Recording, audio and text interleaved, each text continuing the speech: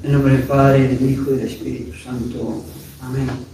Toda María, y por María y por las benditas almas del purgatorio, con mayor razón cuando hacemos una misa de difuntos. Y en este caso, cuando se cumple el primer año, el primer aniversario del fallecimiento del señor Benjamín Riveros, el papá de nuestro querido Camilo, de toda la familia, acá está su esposa, su hijo, otros familiares, entonces con el mayor cariño y si se puede decir con el mayor gusto, rezar por él y dejar una enseñanza que le beneficie a él y que nos sirva a nosotros los que todavía estamos vivos. Bien sabemos, siempre lo digo, casi siempre en las misas de los difuntos, que bien sabemos todos que nos vamos a morir. Yo me voy a morir, los que me están escuchando se van a morir, pero psicológicamente, y es muy raro, pero somos así, psicológicamente, a pesar de saber eso, los seres humanos siempre estamos obrando como si eso o nunca vaya a pasar, o si es que pasa, falta muchísimo tiempo. Inclusive cuando uno va a los hospitales y hasta asiste a un anciano, a veces, por decir algo, 90 años, siempre el ser humano está pensando que falta mucho. Y nunca afrontamos el hecho y la verdad de que en cualquier momento nos podemos morir, y por lo cual, allí va la enseñanza para nosotros, tenemos que estar en condiciones de lograr la salvación eterna. Y lograr la salvación eterna tiene un solo sentido y un solo significado: morir en estado de gracia. El que muere con un pecado mortal o mal en su conciencia se condena, sin haberse arrepentido, se condena para toda la eternidad. Entonces la salvación tiene un solo significado: que a mí me coja la muerte en estado de gracia, sin ningún pecado mortal. Por eso la liturgia católica tiene bastante a menudo, inclusive en las misas de difuntos, esa expresión: bienaventurados los que mueren en el Señor, beati qui in Domino moriuntur. Bienaventurados los que mueren en el Señor. Significa, morir en el Señor significa morir en estado de gracia, morir con las cuentas arregladas y sanas ante Dios. Ser una persona que ha practicado nuestra santa religión católica de modo tal que en el momento de la muerte esté en condiciones de lograr la salvación, porque está bien ante Dios, está sin pecado mortal. Esa es la primera enseñanza para nosotros que estamos vivos. Y si alguno o muchos están en pecado mortal, si alguno o muchos de los que me están escuchando, tal vez algunos por el internet, son personas que están alejados de Dios y que van cargando en su conciencia pecado mortal tras pecado, pecado tras pecado, ojalá que estas palabras le muevan a decir: tengo que hacer algo porque voy a terminar mal. Esa es nuestra enseñanza para los vivos.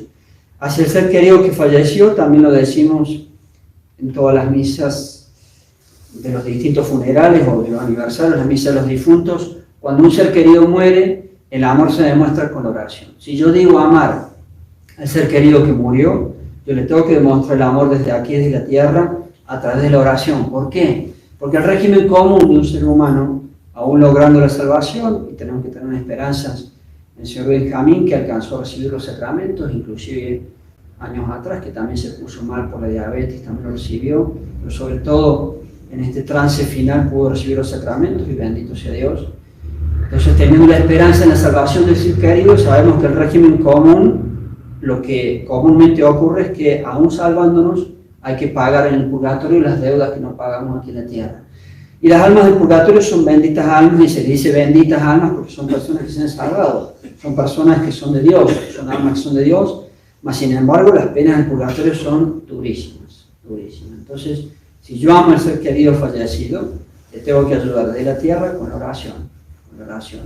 Dentro de la oración, la Santa Misa, en este caso la misa de un año de muerto, si pudiésemos ver el mundo invisible de las almas, veríamos cuánto le va a ayudar a Benjamín esta misa que estamos rezando aquí.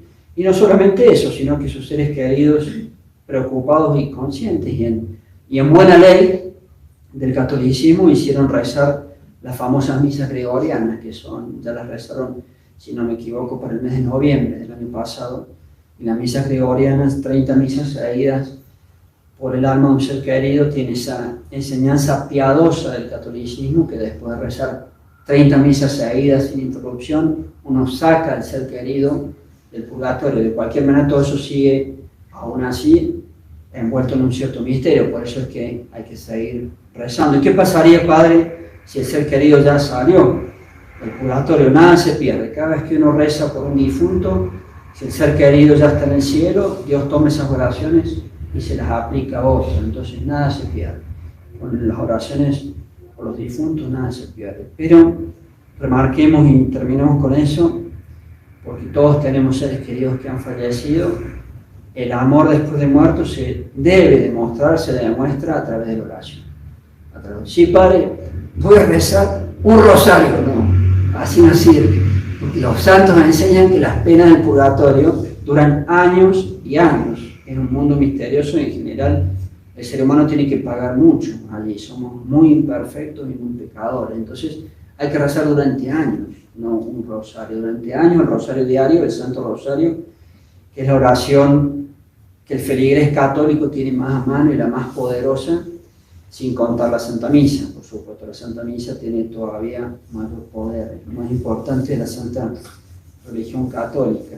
La novena de difuntos, pues muy bien, y excelente, y muy católico, pero la novena de difuntos dura 9 días, no más, y hay que rezar años. Hay que rezar años por los seres difuntos, por un abuelito que ya murió hace años, por un tío, por un hermano que murió hace años, hay que rezar durante años. Esa es la enseñanza o la práctica católica frente a ese mundo misterioso que aquí en la tierra nunca podemos saber con exactitud los tiempos. Y por último, mientras decía estas últimas palabras, se me vino algo a la mente que quería decir. La seriedad que tenemos que tener con nuestra alma de estar preparados para lograr la salvación eterna, porque en el caso del mismo señor Benjamín, y por lo menos, por nombrar 5 casos, abuelo de pájaro, 5 casos, ¿cuántas muertes ha habido repentinas últimamente con paros cardíacos? El paro cardíaco, por ser tan repentino, no deja tiempo de nada. Vale la pena volver a mencionarlo y volvemos a pedir oraciones por todos estos difuntos y por tantos otros que nos piden.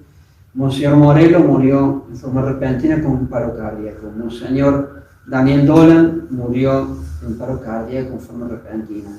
El Papa de nuestro querido Padre Pío murió de un paro cardíaco. El señor Benjamín, mientras estaban asistiéndolo, murió de un paro cardíaco. Y también me viene a la memoria, y la quiero nombrar porque fue una señora muy buena, la señora Rosa Ivón de México, que muy de vez en cuando solíamos viajar y solíamos viajar a México también. Una señora muy buena, siempre nos buscaba a los padres, nos llevaba de un lugar a otro, tanto el Padre Pío, el Padre Cardoso, a mí, cuando de vez en cuando podíamos hacer un viaje a México y brindar la Santa Misa, también murió un paro cardíaco, etc. Podemos, sin duda que podemos nombrar más personas que han muerto de un paro cardíaco. Entonces, sirvan estos recordatorios para que cada uno de nosotros cumpla y tenga las cuentas claras con Dios. Ave María Purísima. En nombre del Padre, y del Hijo, y del Espíritu Santo.